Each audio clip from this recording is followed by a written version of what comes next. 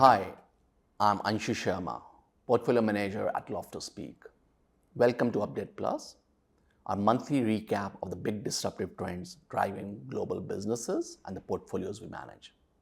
The last time we spoke about portfolio positioning was in April this year, during a period of extreme volatility in the lead up to President Donald Trump's Liberation Day announcement.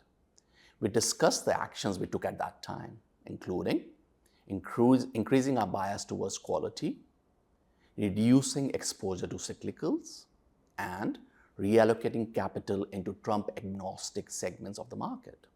As we head into the year end, it's a good time to reflect on the decision-making process behind the portfolio, review on the outcomes of the decisions taken in April, and outline our positioning as we move into 2026.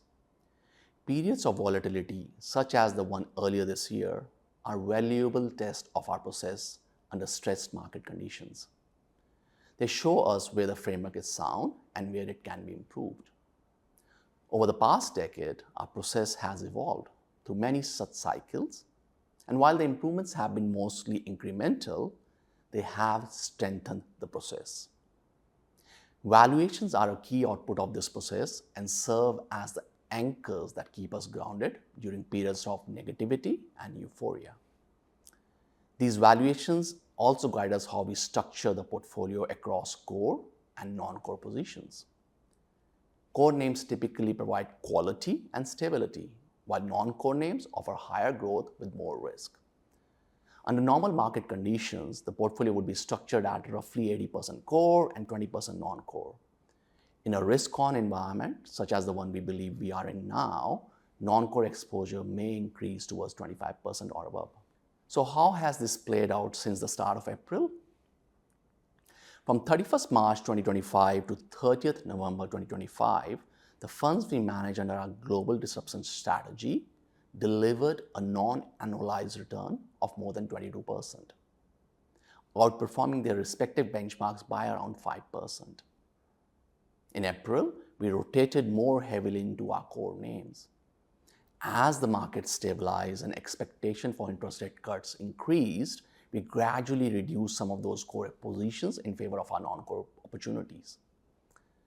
Today, more than 25% of the fund is in non-core names, compared with less than 20% back in April. As we head into 2026, we are now close to fully invested, and three areas stand out for us. First of them is AI. We expect the AI trade to continue.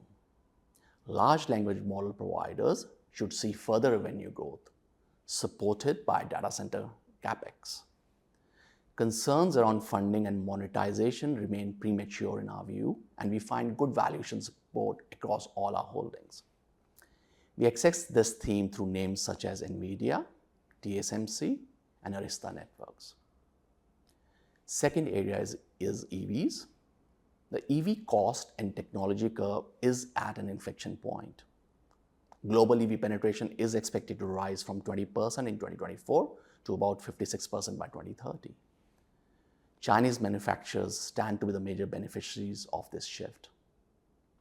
Our exposure here includes companies like CATL, Xiaomi, and BYD.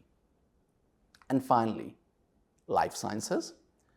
We expect GLP-1 market to expand beyond obesity and diabetes as small molecule oral GLP drugs enter the market. These medications are easier to manufacture and support the scale required to address a broader range of diseases linked to obesity.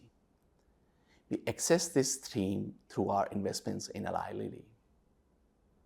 Thanks for tuning in. Wishing you all an enjoyable festive season.